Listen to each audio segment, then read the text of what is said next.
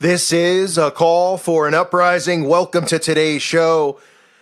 I thought this article was pretty hilarious in the Washington Post this morning as they're addressing the Rothschilds, Satan, and anti-Semitic conspiracy theories all in one article. Now, for those of you who aren't aware of the Rothschilds, if you're someone who's new to the channel or you don't pay attention, and I don't know why if you're listening to this channel and you don't know who the Rothschild family is, I don't know why you're listening. But the Rothschild family is the top of the pyramid family. The Rothschilds deal directly with Satan. They are responsible for the Federal Reserve. They are responsible for the things that go on in Bagelville, as they own the majority of that land. But they had to do a spin article here. They had to throw something out because apparently somebody in Congress, a DC council member by the name of Trayon White Sr., had said something in regards to the Rothschilds and weaponized weather. That's right. Now you're seeing weaponized weather all across the East Coast this winter. I mean, snowstorm, they're hitting them with tons of blizzards. Blizzard after blizzard. We saw weaponized weather used in Florida and Texas. Repetition, constantly just sending the same storms there. For those who don't believe in weaponized weather, this has been going on for a while. This has been admitted out of the mouth of John F. Kennedy. This has been admitted by Disney. You might say, why Disney? Well, Disney even has that video that I've uploaded showing how they're going to be able to control weather to help steer storms away. But in reality, what they do is they help steer storms towards people because they love chaos and destruction. They make money out of this. They also get their sacrifices out of it. They also get their chaos out of it. They also get people in FEMA camps out of it. So it always works to their favor. Now, before I read this article, I want to say this in no way is hate speech. I am reading an article from the Washington Post and giving my opinion on it. It says in early 2011, a branch of the very rich Rothschild family bought a controlling stake in Weather Central, a provider of weather forecasts to hundreds of broadcasters. Quote, as weather becomes more extreme around the planet with greater human and financial ramifications, Sir Evelyn de Rothschild said in a news release, we believe that Weather Central will play a major role in mitigating damage and improving lives. This was big news in meteorology and broadcasting circles. It appeared the Rothschilds, a prominent business family, they're a little bit more than a prominent business family. How about the family who runs and controls money and prints it? The Rothschilds wanted to take on the Weather Channel to expand its media holdings. This was also big news for conspiracy theorists, right? So here they are deflecting again. To them, it appeared the Rothschilds, a prominent Jewish family who made a fortune in European banking in the 1700s, wanted to control the weather and profit from natural disasters. The Rothschilds' supposed control of the weather, a charge peddled last week by DC Council member Trayon White Sr., before he apologized for offending anyone, is just one of dozens, perhaps hundreds of unproven, bizarre, and anti-Semitic allegations that have been leveled against the Rothschilds for centuries. Oh, the poor Rothschilds. I feel, boy, oh, the poor family. They're swimming in cash over there, printing it, poisoning us day and night. And they have to write deflection articles in the Washington Post. How pathetic.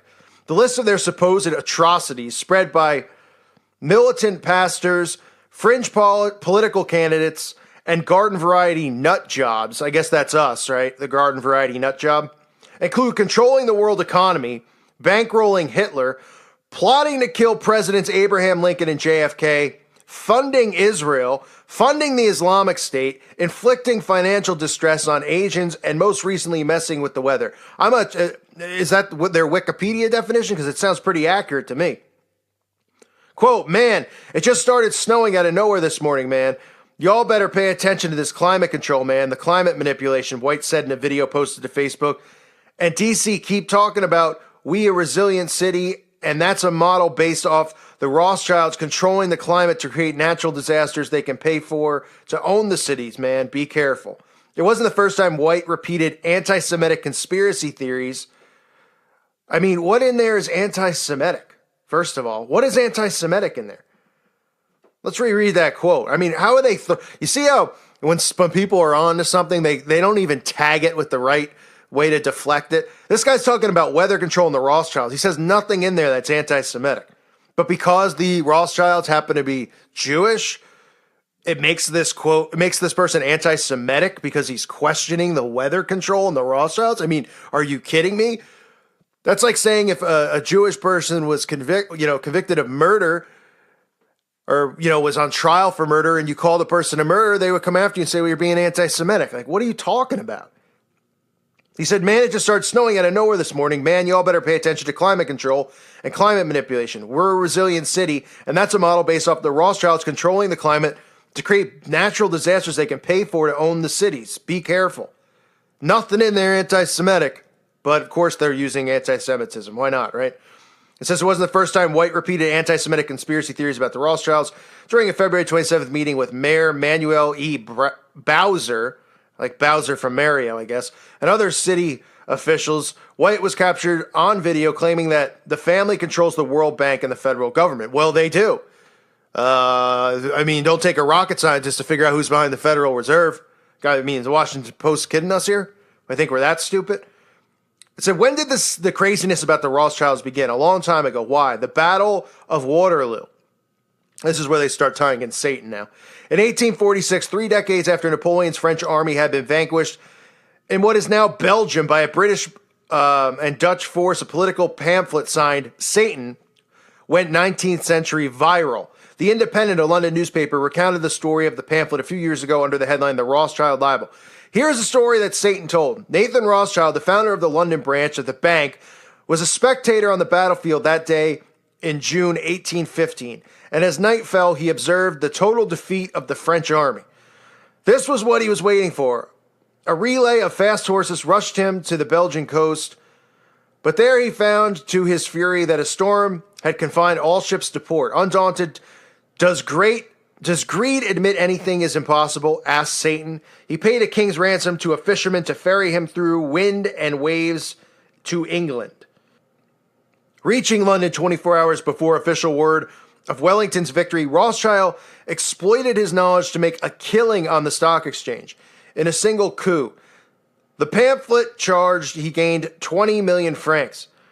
And the rest is anti-Semitic history, according to the Washington Post. It says, although this type of speculation was widespread throughout anti-Semitic circles in the late 19th and 20th centuries, it was notably strong in the U.S., where radicals of every stripe seemed obsessed by financial conspiracies. Political scientist Michael Barkin wrote in his book, A Culture of Conspiracy, published in 2003. The Rothschilds, who combined Jewishness, banking, and international ties, presented an attractive target. Are they kidding me with this? I mean, oh my, I feel like I'm on The Onion. They still do, just not via pamphlet. The conspiracy theories about the Rothschilds and other groups, Jewish or not, are spread in online forums, self-published books, right-wing and religious radio programs, and especially YouTube, where seemingly normal and harmless people spin complicated, illogical theories that viewers seeking to confirm their own views can easily find. It's not my fault, Washington Post, that more people listen to this channel and other channels that you would deem conspiracy theorists than read your awful crap that gets pushed down everyone's throat. It's pretty amazing that, a lot of us on YouTube, we're not promoted, we're not in the mainstream. We get more views on a daily basis than some shows on television that they force down your throat. Nobody wants to read the Washington Post. Nobody wants to read the New York Post. People would rather listen to people like me because we all know what's going on. And the people who don't have channels, who are in the comment section, they know more than the Washington Post knows. They're smarter than these writers. These writers are absolute buffoons. We probably are more educated even in the fake matrix than these people are. It's unbelievable. I mean, these people are just so desperate for attention. It says, take a YouTuber identified as HUD, I don't know who this person is, who has nearly 5,000 subscribers. In September 2017, a month after Harvey laid waste to Houston, the guy posted a lengthy video in which she explained how it all came back to the Rothschilds. She said, I'm not an engineer, but I have common sense. Her common sense goes like this. Strange things have been happening on the planet. For instance, whales have been jumping out of the ocean. Why? Because she claimed of electric waves being sent out from Alaska by a U.S. government project to manipulate weather patterns. Her uncle, who served in the U.S. Air Force, told her all about it. I mean, this is what they have to do, right? They take some YouTuber of 5,000 subscribers, And then the person might have some other things that you take it out of context about electric waves being sent out from Alaska. They're not even mentioning HAARP, which is clearly what she's talking about, right? Take it out of context, and the casual reader reads this stuff, and that's how they continue to think we're all crazy people, because the tone of the loser who wrote this article. Electric waves being sent out from Alaska. Yeah, it's called HAARP. They've even admitted to weather manipulation, you morons. I mean, they admit to it, for crying out loud. JFK has talked about it. Don't want to quote the president, right? The former president. You don't want to quote him. How about Disney talking about it? Don't want to reference that. I mean, these people are just totally sad and pathetic. They are so scared right now because so many people are seeing through their bull. The article says, anyway, the Rothschilds, she said, had friends in high places. They bought the weather company, after all, so they know the people in the government making the whales jump out of the ocean, which is very bad. So they are behind the hurricane. Why is she convinced? For one thing, she did research on YouTube, not Google, which apparently can't be trusted. YouTube has more information, she said. Google is discreet. Besides that, she prayed on it. And here we go, right? Making fun of people who are followers of Christ.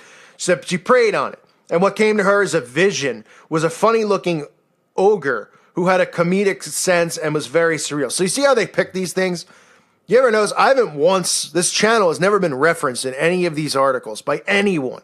Post, Times, InfoWars, it doesn't matter if they're alt-right, alt-left, whatever. I have never been mentioned, because you know why? I'll go on and debate any one of these fools, and I'll destroy them.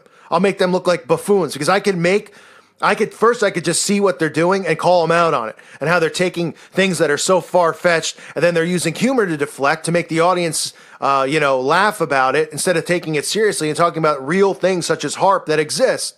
But none of these people will ever mention me or debate me, so instead they'll just shut my channel down, make me rebuild another one. Now I've got to strike on this one. They'll probably shut this one down and make me rebuild, because that's their goal. Well, he can keep rebuilding and keep coming back, That's why I tell people to subscribe to the Fire Rises channel. Nobody goes. I mean, I've got only 30-something thousand compared to 130-something over here. 100,000 less. Because they're going to keep doing this to me. But they'll bring up somebody who has something that they can go, well, we could bully this person. We could ridicule them, make them sound like a buffoon. And this person with 5,000 subscribers, whoever this woman is, she probably couldn't go to the Washington Post and have a debate with them or argue with them. Right? She's talking about funny-looking ogres and visions and dreams, and they prey off of that stuff. They love it because they can take it and make us all look like buffoons. Meanwhile, the Rothschilds do control the banking system. The Rothschilds do own all the land over in Bagelville. Okay? They own the land there. It's theirs. They own it, literally. They own the land. It's their land. And people go, well, it's God's land. Okay? But they own the actual land that people are there on. They own it. It was given to them in a treaty. It says, besides the fact that she prayed on it, she said, people wrote on the comment section, a commentator wrote, are a beautiful soul, to the woman who said this. Another wrote that your observations are very insightful. I've learned so much from them. Just one quibble, however. The Rothschilds, the commentator wrote, are merely the treasurer for the Vatican. And the article ends there. So, mocking all this stuff, right? Even the Vatican connection, trying to say, oh, look how insane. Now we're talking about the Vatican. We're talking about electrical current waves sent out in the ocean from Alaska. This is what these losers do. They can't have a debate. They can't address this stuff as if it's real. So they try to be funny when they're not funny, which is another pet peeve of mine. I cannot stand people who think they're funny and are not. Like these writers. I'm so funny. Michael S. Rosenwald wrote the article. Well, that last name makes you raise your eyebrow. Rosenwald. I mean, figures. But Michael S. Rosenwald wouldn't have a pair to come on my channel. Michael S. Rosenwald, come on my channel. Anytime, any place. I'll do a live stream on the Fire Rises, right? And let's see how smart and educated you are over at the Washington Post. I'm sure you go out to the bars every weekend and you show everyone your credentials. Hey, work at the Washington Post. Yeah, well, guess what? More people out there take me seriously than you. Because your articles are nothing but, you guys are so far behind.